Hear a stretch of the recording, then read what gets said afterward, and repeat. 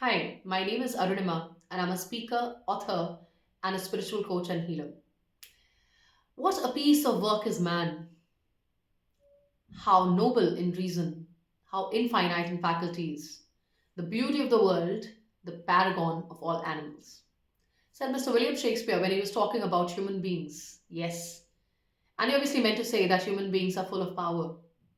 And yet today, we've forgotten our powers. And today we are talking about how to become superhuman.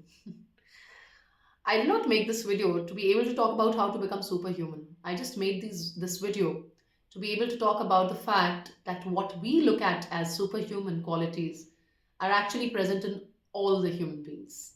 It's just that the knowledge of it is not accessible. Imagine taking a smartphone and giving it to a person who has never used a smartphone. Maybe they've used that old Nokia wala phone.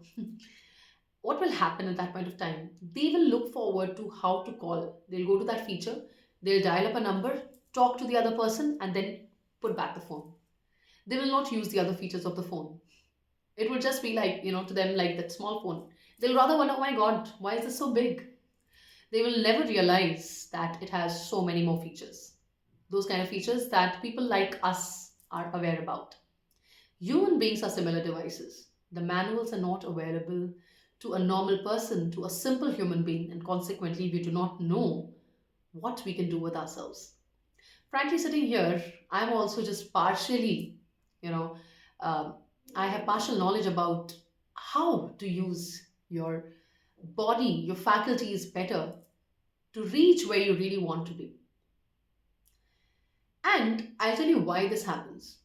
Okay, as a past life regression therapist, that's something that I always talk about in the introduction section when I'm introducing, how are we going about and what exactly is going to happen in the hypnosis and past life, when the regression starts. I always talk about, the faculties of the subconscious and conscious minds. Yes, I'm sure everyone knows about it.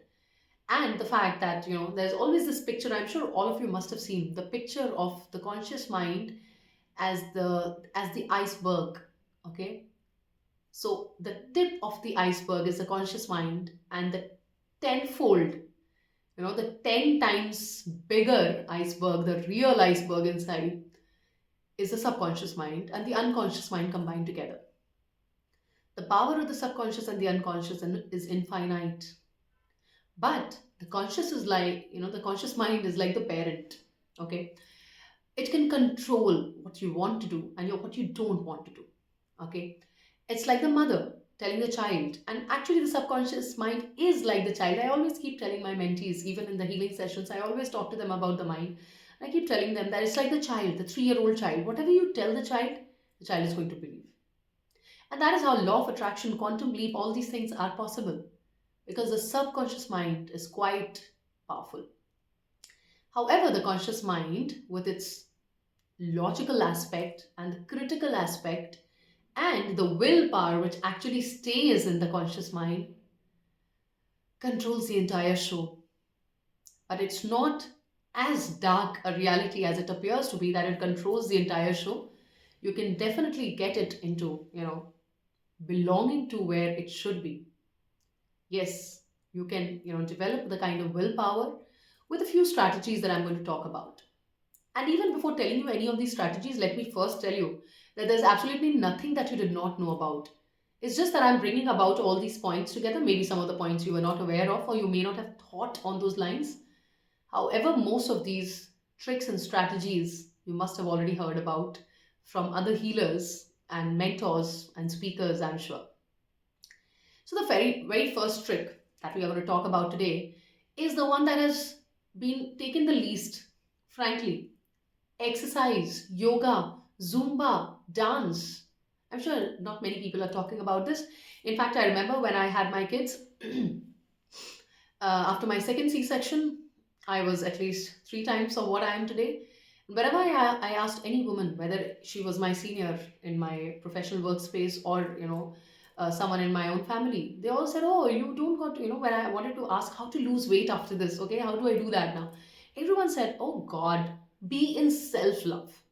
Forget about the extra load, forget about the extra weight. Let the tummy be mummy tummy all throughout your life. And I really could not adjust with that. And that is the reason why I finally lost a lot of weight, and I keep working on it every now and then. People do not talk about the physical health, and we tend to believe that we must love our bodies as they are. Sure, we should love our bodies, we should not criticize our bodies, but self love, the love for the body, should not be letting the body as it is. The love for the body starts with exercising and getting it into the right, I would not say shape, but the right state. Wherein early in the morning you don't feel like you have to pick up a pile along with yourself. I'm not criticizing anyone right now. I have been there, I know it myself, and this voice comes out of that pain. And that is why I brought it out as the first point. You must exercise. And then people say, oh my God, I'm like already in my 90s, or I'm 100 plus and stuff like that, and it's too late for me to start. It's never too late. Please believe me, it's never too late. You can always start by walking. You can start by small steps. You may walk a little. I'm the last person who's ever going to talk about the fact that, oh, start running. No. I started by walking. Then I started running. Then I started Zumba. And then I'm into yoga, frankly, now. In a few months, I'll be a trainer and I'll be able to train other people in yoga as well. Yeah, government certified. So, exercise is a very important element. Now, when I'm talking to you about exercises, even before I get into other points, I want to talk about the fact that there's a chakra system. I don't know if you know about it or not. There are seven main points. Actually, there are 114 chakras in the entire body system, and this knowledge has been there ever since Hinduism began. So these seven chakras are the energy points. It starts from here, the crown chakra, and then the third eye. I'm sure you must have heard about the third eye, the throat chakra, the heart center, and further goes down to the root chakra. And these chakras receive the divine energy. They connect you to the divine. Yes. And when you allow your body to move, and let me also give you this first tip as a yoga trainer already, that Surya Namaskar actually exercises all your seven chakras. It helps you unblock all the seven chakras. Breathing exercises, pranayam, all of them. In fact, Zumba also to quite an extent, but obviously yoga is much better. I would always say that. The starting may be Zumba, the starting may be walking. Ultimately, you have to reach a point where you can exercise your chakras. You can let your chakras become active. And there are chakra beej mantra meditation also. Frankly, on my website, on my YouTube, you can always find it for free. And yes, it may be in the unlisted videos. If you contact me, I'm definitely going to share with you the link. If you start activating your chakras, you are already going to receive divine energies. And again, if your mind is right now saying, divine energies, does God exist? What all she's talking about, then let me tell you that 10% of your mind, the conscious mind, the logical, the critical mind, is stopping you from believing. Please put it aside and use your subconscious mind, activate your subconscious mind to be able to reach where you have not reached till date. Peace. Peace is where I'm wanting you to reach. So that was the first point, a very important point, and that is why it's the first point. The second point I always talk about is meditation. And meditation, I think across my videos, you'll always find these two things, exercise and meditation, as a cure of all the problems on the planet. So meditation can be made easy with guided meditation. You can listen to guided meditations, they're across YouTube. If you are in stress, look for guided meditation for stress, guided meditation for exam success, guided meditation for anything. You can actually find them. And just close your eyes, sit with your back straight. Your spinal cord should be straight because the chakras should be in alignment, and with your hands open on the thighs, not outside the thighs, within the ambits, the limitations of the thighs, and listen to the guided meditation. Go according to, the guided meditation, what it tells you to do. And once you feel, after 1 month, 2 months, you feel that the guided meditations are actually working with you, they're working for you, you can go on to frequencies, simple music frequencies. When the music frequencies, have done enough, maybe you can then try Vipassana. Vipassana, frankly, is one of the best techniques ever to connect with the divine energies, and it's one of the best techniques to connect with yourself.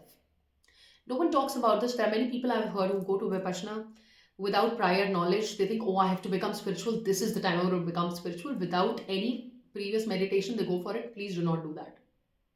First, get into the idea of meditation, because 10 hours of vipassana, sitting in a certain posture without having a backrest, it's very difficult. It was very difficult for me, but frankly, it was a magical experience for me. But vipassana should be done not as the first step, but at a higher step. However, it's a magical step you must take. Getting on to the next thing that is very important is something like, people consider this word as very confusing. What does it mean? Self love. Self love is a very confusing word, I'll tell you frankly, for many people, because people think self love, I'll tell you what people think. People think self love is, to get your hair straightened, or get it colored and all those kind of things, to go to the parlor. And self love is to eat pizza. Self love is to go and watch movie and hear loud music. And self love is also to burn the crackers on Diwali. All these things are self love. Before I put up my comment and judgment on what is self love, now, frankly, coloring my hair is not a part of self love, it's just a part of my decision that I wanted to look this way. Self love is actually a step towards choosing peace. Whatever you are doing in your life, just ask yourself one question: is this taking you towards peace and contentment, or is it taking you towards restlessness? Ask yourself that question and you will know whether you are loving yourself or not. So, frankly, if you're going and eating pizza out, and the next day also you want to eat out, the next day also you want to eat out, and then you're gaining a lot of weight, having digestion issues, and you're feeling like nausea and stuff, you know that this was not a part of self love. If you burn so many crackers on Diwali, and the next morning looks like, full of dirt and garbage outside your houses, and you've already polluted the earth even more, that is not a part of self love or love for the planet. Ask yourself this question: am I choosing peace or am I choosing more restlessness? You'll get the answer whether you are in self love or not. So these were three main points. The leftover points I would, continue with the second video, which would be releasing tomorrow. I hope you do wait for it, and please do let me know if all these points are helping you, because these videos are frankly being made so that the limited knowledge, self knowledge that I have been able to, accumulate, I really wanted to share with you. Thank you so much. Signing off, Arunima.